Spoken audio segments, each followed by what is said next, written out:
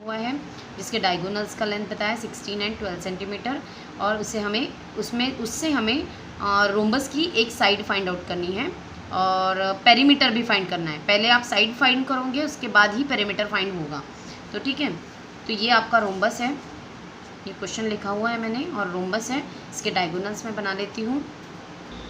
इसमें बताया गया है ये ABCD नेम दिए मैंने। इसमें बोला है कि एक डायगोनल, ये डायगोनल्स होते हैं 16 सेंटीमीटर है और दूसरा जो है वो 12 है। तो ये पूरा है 16 और ये पूरा जो है वो है 12। ओके स्टूडेंट, मैं यहाँ लिख देती हूँ। ठीक है, पूरा 12 है, आधा नहीं। Find the side and perimeter. अब हमें साइड फाइंड आउट करनी है। अब बताइए, पूरा 16 है तो ये आधा कितना होगा? 8 होगा। ठीक है, आधा क्यों निकाल रहे हैं वो भी मैं बता देती हूँ। ये 16 है पूरा, तो आधा कितना होगा? 8 होगा। ये पूरा कितना है? 12 है, तो आधा कितना होगा? 6। हाफ कितना हो जाएगा? 6। अब यहाँ से यहाँ तक 6 सेंटीमीटर होगा। Clear student? अब हमने ये क्यों किया, आधा क्यों निकाला, तो मैं आपको बता दूँ, दिस इज़ राइट एंगल। ये जो डायगोनल्स होते हैं ये एक दूसरे को परपेंडिकुलर होते हैं। ठीक है, ये बाइसेक्ट करते हैं एक दूसरे को, मतलब एक डायगोनल के 2 टुकड़े हो जाते हैं जब ये एक दूसरे को बाइसेक्ट करते हैं। तो इसके भी 2 टुकड़े और इसके भी 2 टुकड़े। ओके, तो 2 पार्ट हो जाते हैं, इक्वल पार्ट। और यहाँ राइट एंगल होता है क्योंकि ये परपेंडिकुलर होते हैं, diagonals are perpendicular to each other. तो मुझे बताओ, ये राइट एंगल ट्राइंगल बन गया अगर मैं इतने पार्ट को छुपा दूँ। ओके, तो आप देख सकते हो कि डी, मैं यहाँ ओ लिख देती हूँ। DOC is the right angle triangle. अब राइट एंगल ट्राइंगल में आपको एक साइड पता है, दूसरी साइड पता है, तो तीसरी आप अपने आप निकाल सकते हो by the Pythagoras theorem. Okay, तो अब हम स्टार्ट करते हैं प्रॉब्लम लिखना। इन रोम्बस ABCD रोम्बस में AC है आपका पूरा 16 सेंटीमीटर एंड DB है 12 सेंटीमीटर। ओके, अब आपको इससे हाफ निकालना है ना, DO निकालना है। इस DB में से हमें DO निकालना है, तो हम क्या करेंगे, length of DO is equal to half of DB। Okay student, क्यों ऐसा होगा? Because diagonals of rhombus bisect each other. Okay, तो अब हम बढ़ेंगे आगे। Length of DO is equal to half into, यहाँ मल्टीप्लाई हो जाएगा, DB है आपका 12 है ना, DB 12 है, तो हाफ इंटू 2 1 2 2 6 12, तो ये बनेगा केवल 6।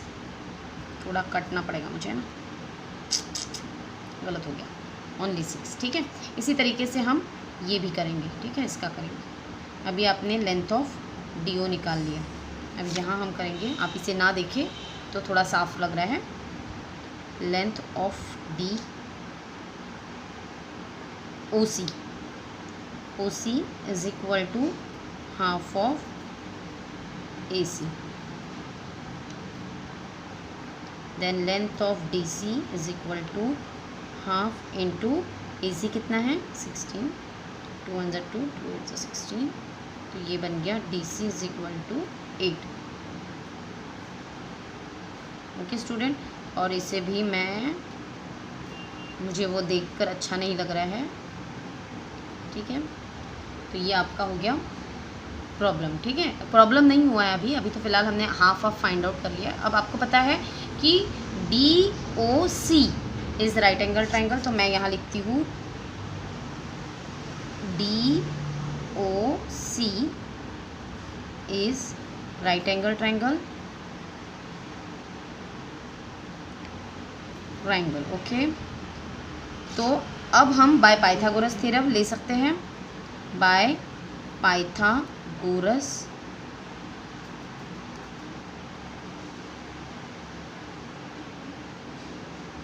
मैं सोच रही थी स्टूडेंट कि मैं थोड़ा पीछे करूं, मेरे पास स्पेस नहीं है, तो मैं अभी लिख देती हूँ, फिर वैल्यूज़ पुटिंग मैं पीछे करूँगी। ओके, थोड़ा पेज भी बहुत उड़ रहा है। अब मैं लिखूँगी, अब राइट एंगल ये है आपका और ये है हाइपोटेनस, ठीक है। मैं यहाँ हाइपो लिख देती हूँ, and this is side 1 and this is side 2, okay. ये साइड 2 होगी, ये साइड 1 होगी। अब hypotenuse DC square is equal to DO square, length of होना चाहिए ये L है, plus length of OC square, okay student.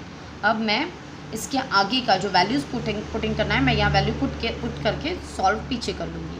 DC मुझे निकालना है, फाइंड आउट करना है, तो मैं यहाँ DO की प्लेस पर लिख दूँगी 6 स्क्वायर प्लस ये हो जाएगा 8 स्क्वायर, यहाँ आ जाएगा आपका 36 प्लस ये आएगा 64। अब कंजस्टेड हो गया, अब मुझे पेज टर्न करना ही होगा।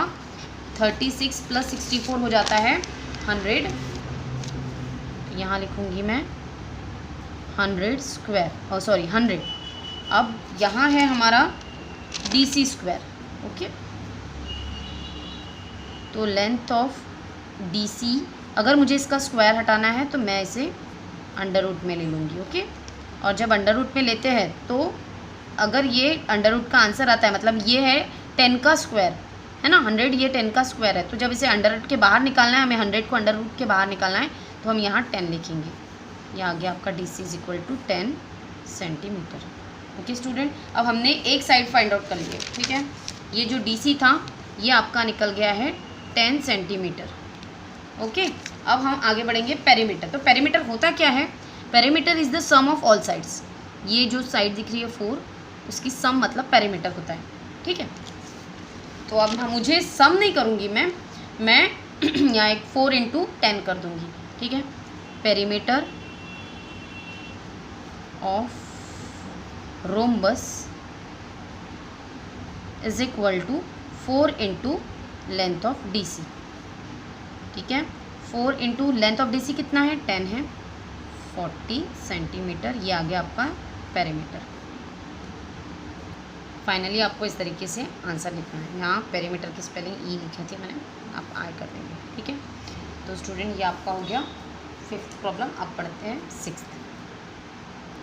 Student this is your 6th problem. Find the length of diagonal of the square. आपको यहाँ पर इस डायगोनल की लेंथ निकालनी है और बोला कि साइड 8 सेंटीमीटर है। As we know that the all sides of square are equal, that means if this is 8 centimetre, this also 8 centimetre, okay.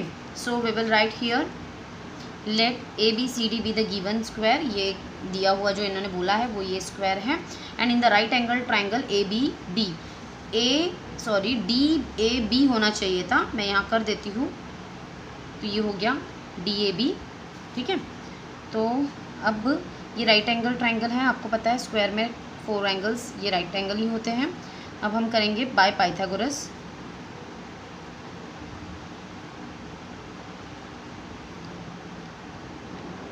Theorem DB square, क्योंकि ये हाइपोटेनस है, साइड 1 स्क्वायर मतलब DA square plus AB square, okay. DA square आएगा आपका 8 centimetre मतलब 8 square plus AB आएगा आपका 80 square, क्योंकि all sides are equal. 64 plus 64 ये आएगा आपका 128। अब आपको पता है स्क्वायर हटाना है, DB length of DB is equal to ये आएगा अंडर रूट में 128। पर आपको पता है कि ये खुद किसी का स्क्वायर नहीं है, 128 किसी का भी स्क्वायर नहीं है, तो हम इसे as it is square root में ही रहने देंगे, क्योंकि इसका स्क्वायर रूट नहीं निकलता है। जैसे अंडर रूट 64 होता तो हम 8 लिखते थे, अंडर रूट 16 होता तो हम 4 लिखते थे, बट यहाँ पर अंडर रूट 128 है तो इसका कोई भी स्क्वायर नहीं है। Clear student? स्क्वायर रूट नहीं है, ठीक है। तो यही हमारा फाइनल आंसर हो गया। इसे भी हम सॉल्व कर सकते हैं, बट आपकी बुक में 128 ही आंसर है तो हमने उसे उतना ही रहने दिया, ठीक है। तो मैं भी आपको ज़्यादा डिफ़िकल्ट करके नहीं पढ़ाऊँगी, इतना ही आपका आंसर रहेगा। Clear student? So this is problem 6। अब हम बढ़ेंगे नेक्स्ट प्रॉब्लम पे। So this is your 7th question. Measure of one angle of a rhombus is 50 degree, find the measure of remaining 3 angles. आपको बचे हुए 3 निकालना है, ठीक है। तो ये ABCD ऐसा हमने लिख लिया है। Students let quadrilateral A B C D be the rhombus, ये एक रोम्बस है। Measure angle D A B ये 50 डिग्री है। अगर डी ए बी 50 है तो डी सी बी ये क्या होंगे 50 होंगे। क्यों होंगे? क्योंकि मैंने पहले ही समझाया था आपको कि इसमें अपोजिट एंगल्स जो होते हैं वो कॉन्ग्रुएंट होते हैं। तो D A B is equal to D C B, measure angle D C B is equal to 50 degree. और क्यों होते हैं? तो अपोजिट एंगल्स आर, रीज़न लिखना होगा, हम रीज़न लिखेंगे opposite angles of rhombus are congruent. ठीक है, तो आपका ये निकल गया है 50 डिग्री। अब हमें ये निकालना होगा डी एंड बी। तो मैं यहाँ x लेती हूँ तो मुझे बताओ आप ये भी क्या होगा? x ही होगा, क्योंकि अपोजिट एंगल सेम रहते हैं। तो आप लिख सकते हैं यहाँ let measure angle d is equal to measure angle b is equal to x। पता नहीं है तो हम x ले सकते हैं। अब हम करेंगे measure angle a plus measure angle b plus measure angle c plus measure angle d is equal to 360 degree.